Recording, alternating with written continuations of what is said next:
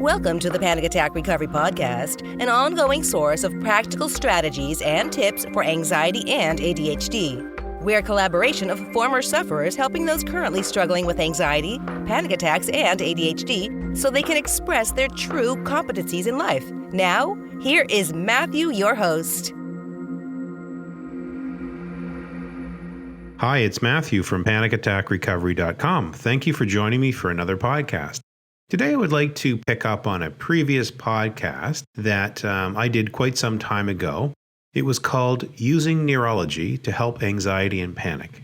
I won't repeat everything that I said in that podcast. I would encourage you to listen if you have not heard this podcast. But what I'd like to pick up on is the message of creating a habit and understanding the neurology of establishing a new habit. One of the points in that podcast was that by repeating a new behavior over a period of time, one can replace old habits with new habits. And we discussed the neurology of why that's the case. But the primary point that I want to discuss from that podcast is that the notion was that you could replace an unwanted habit with a new behavior by repeating the new behavior long enough so that you ingrain a new habit that essentially replaces the old habit. While the research I discussed in this podcast I think is very true and very valid, I think that many people feel that it's not possible to achieve a change in habit or to establish a new habit because they become discouraged very easily. What I'd really like to do is I'd like to spend some time providing some suggestions on how you can further establish a new habit by building on the principle that I shared in the previous podcast, but using some suggestions and really support the new behavior you're trying to learn. So what I would encourage everyone to do, and I know that others in the panic attack recovery community have learned new habits, whether they are anxious or they have ADHD or panic attacks or agoraphobia. And we've certainly had a number of individuals contact us over the years and provide feedback. And many people have learned new behaviors and habits over time.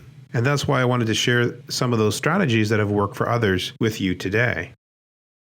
One of the strategies, of course, is that if you're trying to replace a habit, whether it be smoking or consuming unhealthy food or whatever, you have to find a healthy replacement and something that gives you some sense of enjoyment in order to really have something that's an alternative to the habit. For instance, if you're someone who is smoking, you may find other things that you can do to replace the behavior. Many people who have smoked for many years take up something like jogging or walking or regular exercise. And the point is they establish a new routine of exercise on a regular basis that provides them with an outlet to do something with themselves, their body. Maybe they can work on breathing if they're doing aerobic exercises, or maybe they even do breathing exercises throughout the day to replace the habit of smoking.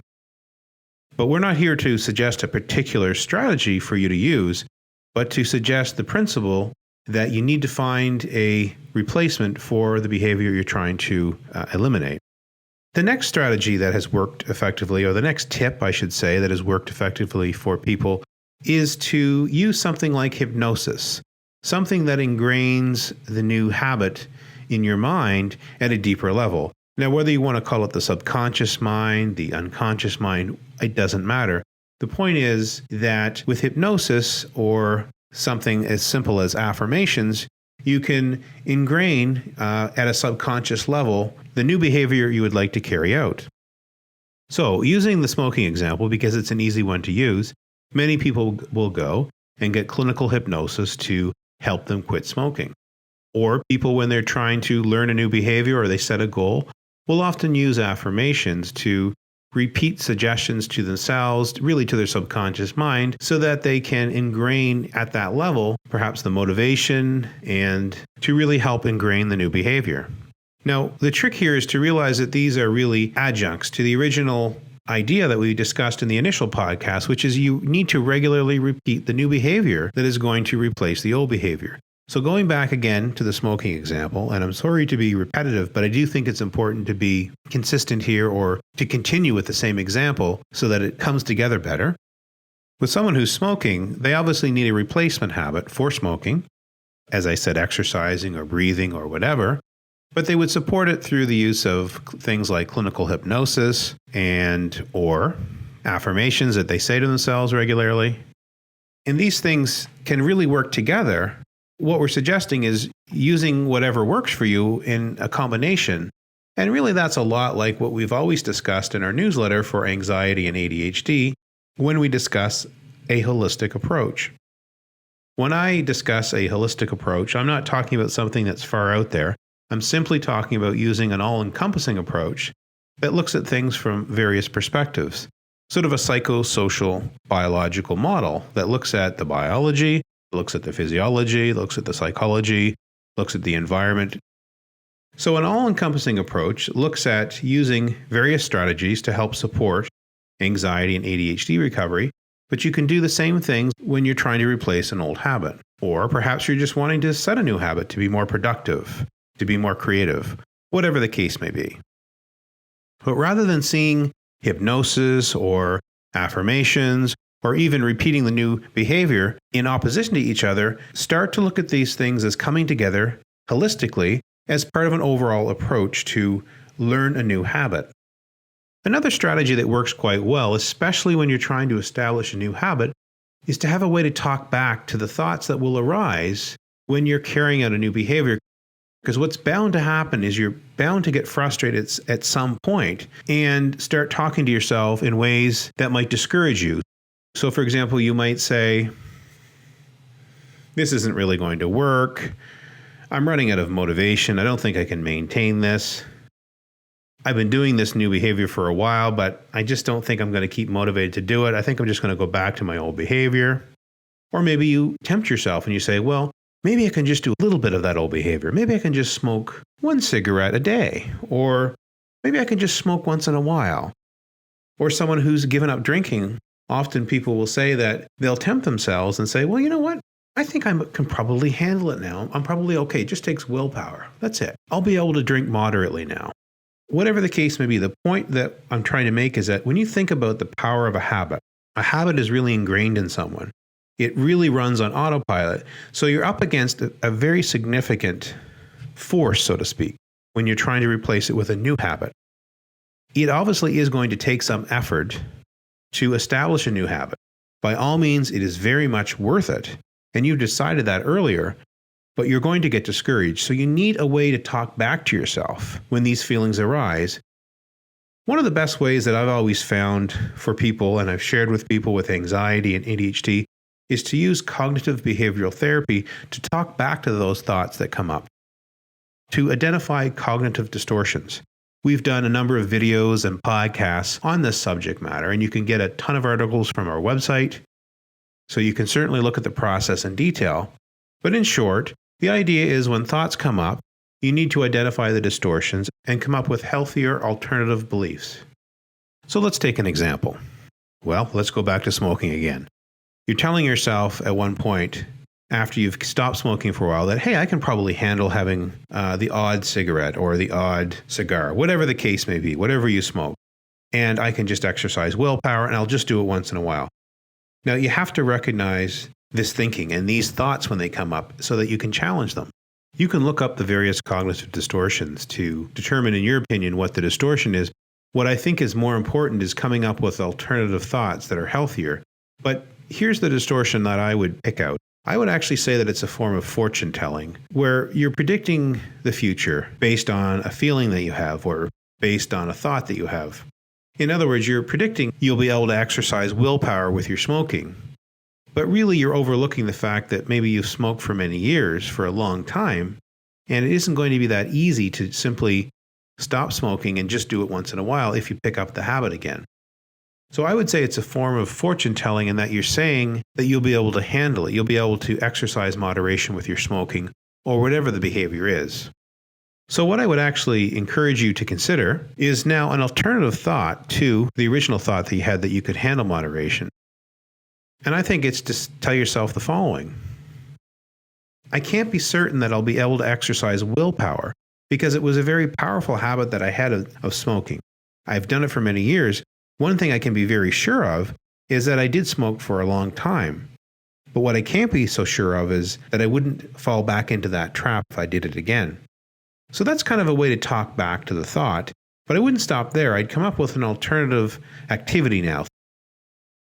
So you know what? If I don't fall back to smoking, then I will give myself a treat, whatever that the case may be. But it should be a reasonable treat that really does reward you. You're rewarding yourself for not smoking or repeating the behavior again and falling into that trap. Now, what I think is really exciting about this whole concept is that you're only limited by your imagination when it comes to all of the techniques and strategies that you can use to replace an old behavior with a new habit. The key is to persist long enough in the new behavior so that it really does replace your old behavior. All of these supportive suggestions that I've discussed in this podcast and all of those supportive strategies that you can think of are very important because they help you maintain the new behavior longer. Technically, if you could maintain the new behavior long enough, you may not need to use a number of strategies, but I do think that it's much more likely if you have a variety of tools that you can refer to and support yourself along the way when you're trying to establish a new habit. What I'd also like to suggest to you is you shouldn't get discouraged. It's simple in the sense that the concept of replacing an old habit with a new habit is simple, and the research is sound, but it's much more difficult than one might think. But that doesn't mean you should be discouraged and shouldn't do it. It means that you must be realistic. You must realistically look at a new behavior to replace the old behavior. You must look at ways to support yourself. As I said, for example, having a way to talk back to those thoughts. A form of therapy you can do on yourself, like CBT. You could even do a modification of CBT or use another approach that helps you work on your thoughts when you get tempted to repeat the old behavior, or fooling yourself into thinking you can do it in moderation now. But also what's really helpful is having something that does speak to your subconscious mind. Now, whatever you want to call it, the subconscious is not something that everyone agrees is the same thing, but I think mostly everyone agrees that we have behaviors and we have things that happen automatically. We breathe without thinking, we blink without thinking, our heart keeps beating, our blood keeps circulating. Of course, there's biology related to this, but there's also neurology related to these functions, your nervous system. The point I'm trying to make is where we all agree, I think, is that there are processes that are automated in your body, in your mind, and if you can speak to those processes, you have a better chance of learning a new behavior, supporting the new behavior with affirmations or with hypnosis, whatever the case may be. So the way that I think about it is think about your conscious behaviors, how you consciously do a number of new healthy behaviors to replace the old habit, but then think of things that run more on autopilot that you can influence as well through hypnosis or through affirmations. And there are many techniques you can use. Wouldn't you want to have both things in alignment so that they support your new behavior? And that's all I'm saying. There's nothing mystical about this, but it can be very powerful when you have both aspects of your mind in the sense of a conscious mind and an unconscious mind working together, or your subconscious mind working together to support a new habit. So my final suggestion that I would like to talk about in this podcast would be to really spend some time on your own after this podcast, brainstorming a number of ways that you can use for yourself to learn a new habit. Think of the supporting strategies you can use to help support your behavior in learning the new habit and dealing with the challenges that will come up so that you can be realistic but learn the new habit. And the final thing that I would like to point out is you have to think about how powerful the original habit was. Think about how long you've been doing it for. So it's going to take a while for you to replace the old habit, but don't be discouraged. By considering the additional suggestions in this podcast, I think that you can help to sustain your motivation in order to stay the course and repeat the new behavior long enough so that it becomes ingrained. So I would like to encourage you to give these suggestions a try, to spend some time in them, and I look forward to connecting with you in our next podcast. Thank you for listening to the Panic Attack Recovery Podcast. Make sure that you have subscribed to our podcast and please comment and rate us on iTunes or wherever you listen to your podcasts. All show notes and links are accessible from our website. Please visit our site and subscribe to our free newsletter at panicattackrecovery.com. All information has been provided for educational purposes. Please consult a healthcare professional about any disorder or condition and the applicability of any information provided in this podcast.